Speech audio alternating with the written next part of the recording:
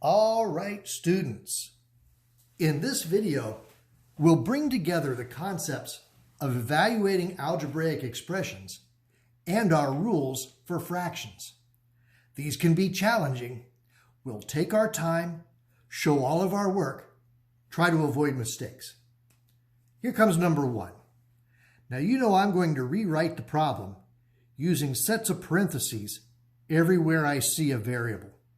So instead of z squared minus xy, it becomes blank squared minus blank blank. And then plug in. The z is a 2/3, x is 1/6, y is negative 3/5. Now think PEMDAS. In order of operations, we like to do exponents before we do multiplication or subtraction. Let's take care of this exponent. 2 to the second power means 2 times 2. 3 to the second power is 3 times 3. So 2/3 to the second power is 4/9. I'll copy everything else.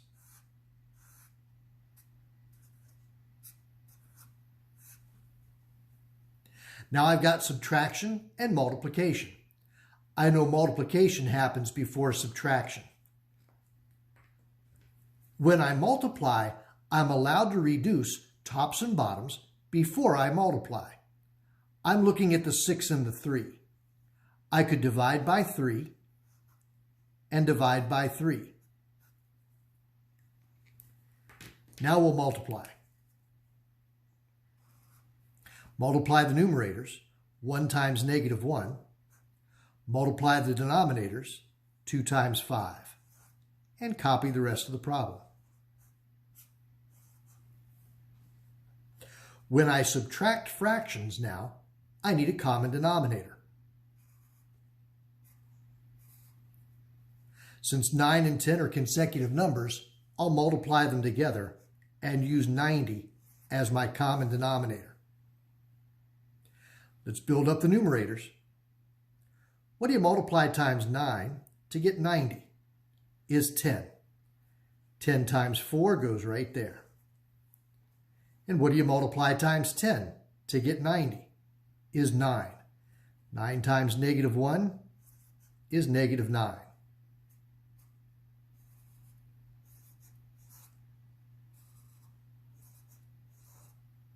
I'm going to remember from past problems that when I subtract a negative, that's the same as adding a positive. A good final answer now. Keep that common denominator of 90. And 40 plus 9 is 49. That's a lot of steps to get from here to here. Challenging.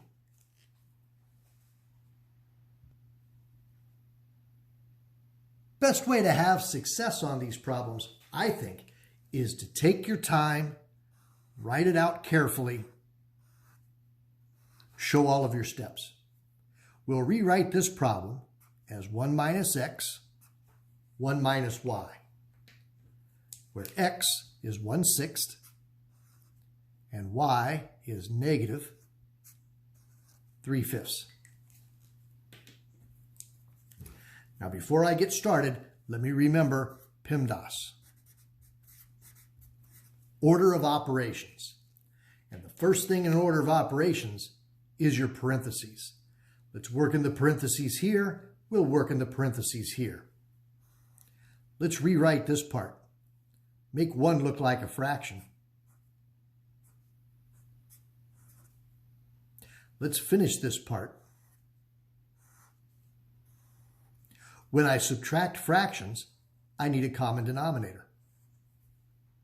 Since the small denominator divides evenly into the big denominator is a good common denominator. Now for the numerators. What do you multiply times 1 to get 6? Is 6. 6 times 1 goes there. What do you multiply times 6 to get 6? Is 1. 1 times 1 goes there. Now when I subtract, I keep the common denominator and subtract the numerators. 6 minus 1 is 5. So far, so good. Let's do the same thing with this set of parentheses. I'll rewrite 1 so it looks like a fraction. I'm going to remember that subtracting a negative is the same as adding the positive.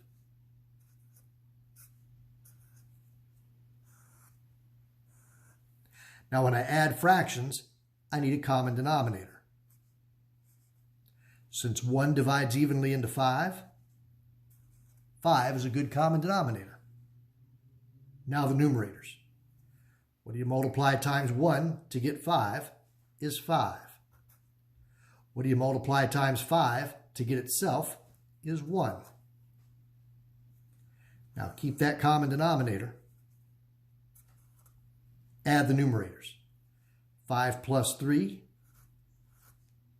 that's 8. Last step is to multiply these two fractions together. But before I multiply, I like to reduce. Any numerator with any denominator. Those 5s are nice. I can divide by 5 and divide by 5. 6 and 8 are both even numbers, so they're both divisible by 2. Divide by 2, divide by 2. Now multiply the numerators, 1 times 4. Multiply the denominators, 3 times 1. 4/3 is improper, but on these problems, we'll take improper answers as great answers. Let's begin number 3 by rewriting it as x over z, where x in this problem is 1/6, while z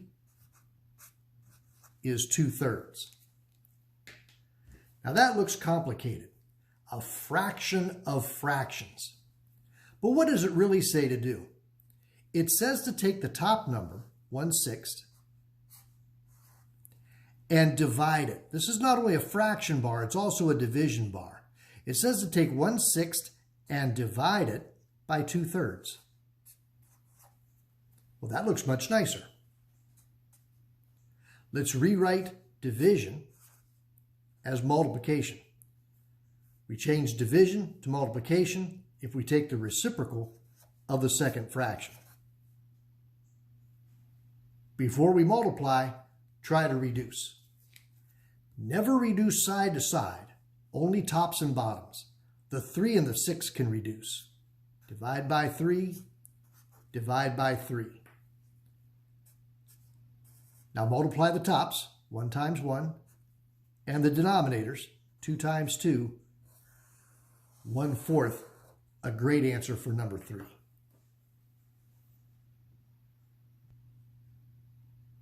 Let's try one more example where we start with a fraction. We'll have x plus y in the numerator, z in the denominator. That's 1/6 plus -3/5 in the numerator and 2/3 in the denominator. Now before we get started, let's think PEMDAS.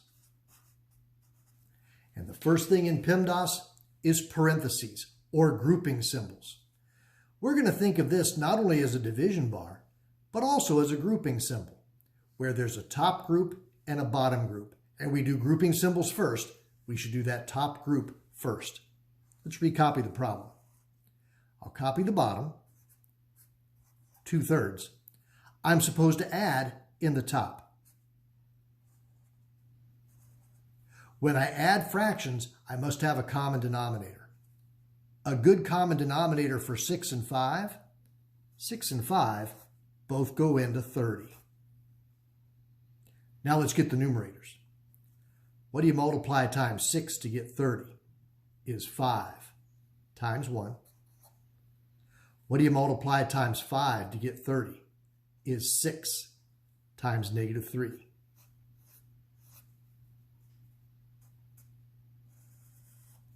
We'll copy the denominator And in the numerator, when I add fractions, I keep that common denominator and add the numerators. 5 plus negative 18 is negative 13. Now, I have a fraction divided by a fraction. Let's write it that way. That's negative 13 over 30 divided by 2/3. But when we divide fractions, we copy the first fraction, change its multiplication, and take the reciprocal of the second fraction. Now, before I multiply, I should reduce. Never side to side, only tops and bottoms.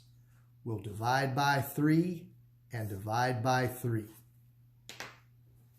Now multiply the tops and multiply the bottoms. Negative 13 times 1 over 10 times 2. If these problems seem hard, it's because they are. You can do it. Challenge yourself. Go work some homework problems. Take your time and show your work. I'll see you later on today.